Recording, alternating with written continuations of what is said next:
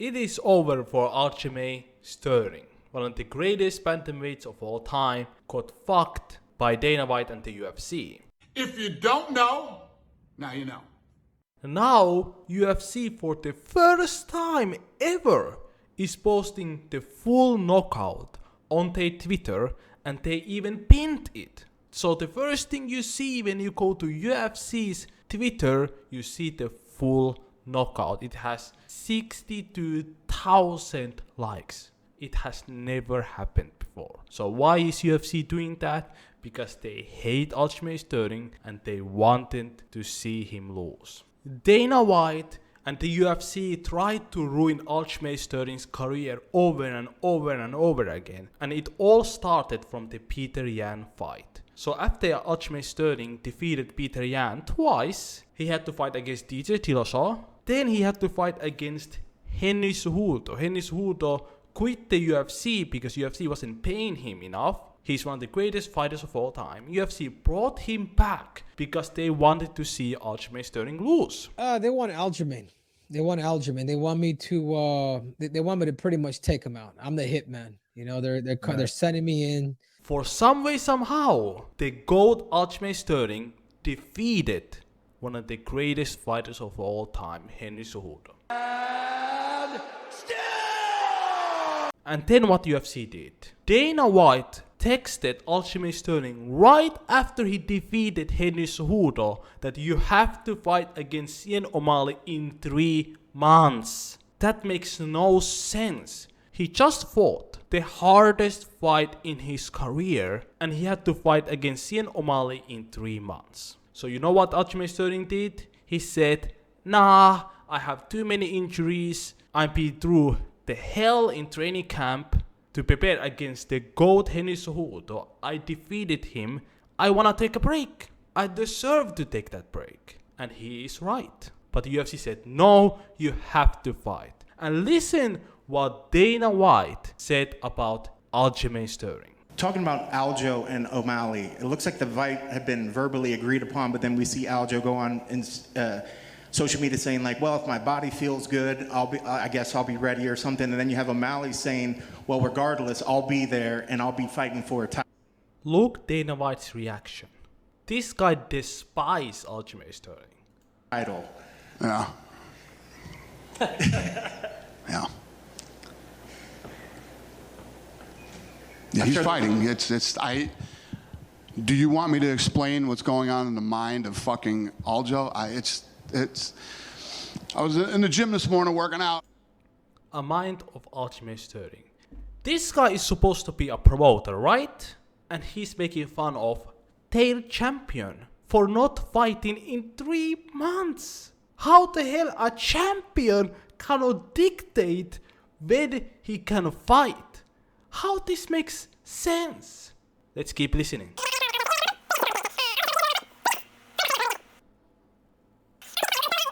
This little pussy doesn't want to fight. I'll take the fight. I'm throwing my hat in right now. Let's do it. I'll fight O'Malley. Da da da da da da. So Hunter is my neighbor. Comes over to my house. Said, "What's going on?" You know, and I think we got his manager on the phone, stuff like that. It's just Aljo's one of those guys who just can't get out of his own way. Look what he's saying about the UFC champion, maybe the greatest bantamweight champion of all time. This is the problem with the UFC. When the fighters don't have a union, they cannot control their career. UFC can just pressure them to accepting whatever they want. And you know what they do also? They make fun of you. They say that Henry Cejudo called you pussy. He's saying that about the champion that is representing the UFC, that is the face of the UFC. You know why? Because they know that Aljamain Sterling has an insane weight cut. And they wanna give Sean O'Malley a chance to crack him. And I'm gonna explain to you guys more. But first, let's look at the comment section. Everybody is saying, poor Aljamain Sterling. There's literally nothing he can do to earn the respect from his bosses. Like, even the fans are confused. They are like, what the hell is going on? What Aljamain Sterling has done? He just defeated the greatest, or one of the greatest fighters of all time. the Olympic gold medalist Henry Cejudo, and you want him to fight again right away? This is insanity. Dude, people realize this very quickly. Look at this. Dana trying to make Aljo turn around quickly to give Asun O'Malley an advantage. Not bad as Don King, but he's getting there. Like, even fans are realizing this. They are realizing that UFC is trying to make Sean O'Malley a champion, and they hate Aljamain Sterling. This is the problem with the UFC when the fighters cannot control their destiny, their career. And then how UFC pressured Aljamain Sterling to accept that fight. They said that, hey, if you cannot defend the title, we're gonna create an interim title. How the hell you can create an interim title when the guy just fought? At that time, he just fought a week ago. And they are talking about doing an interim belt. How that makes sense? Like, this is why UFC is not a real sport compared to any other sport organization. Because games like this, because fighters are controlled and they cannot do anything about their career. Now, let's listen to Aljamain Sterling's thoughts about this. He's talking to Eric Nixick, one of the best MMA coaches out there. He's Francis Ngannou's coach, Sienna Strickland, and many other great fighters' coach. And Aljamain Sterling is telling what has happened. The UFC has forced him to accept that fight. Listen to this. People don't understand how much time I actually put into the sport. And sometimes you could get a little burnt out. This is like obviously separate from what we're talking about, but sometimes that could take a lot out of you mentally. And that's why I was kind of like, dude, like after this fight, I had so much things with Henry, so many things planned out that I just wanted to decompress and stop thinking about fighting for once, because I do so much to get to the fight and prep myself to mentally get ready for battle. And I had that just kind of ripped it from underneath my legs. And now I'm like, okay, this time you motherfuckers are not doing this to me again. I'm going to fight, even though it's literally against my will. And people could say whatever. If Dana were to hear this, It's literally against my will. They forced a champion, one of the greatest champion in UFC history, to fight in 3 months. Hunter were to hear this, they would say, oh, we're not making him do anything. Like, let's be real here, bro. Yeah, kind of. Come on, dude. Like, you kind of are. Right. You kind of are. And let's call a spade a spade. Like, and I'm not trying to say what, like, all the behind-the-scenes thing, because that would be bad business on my part.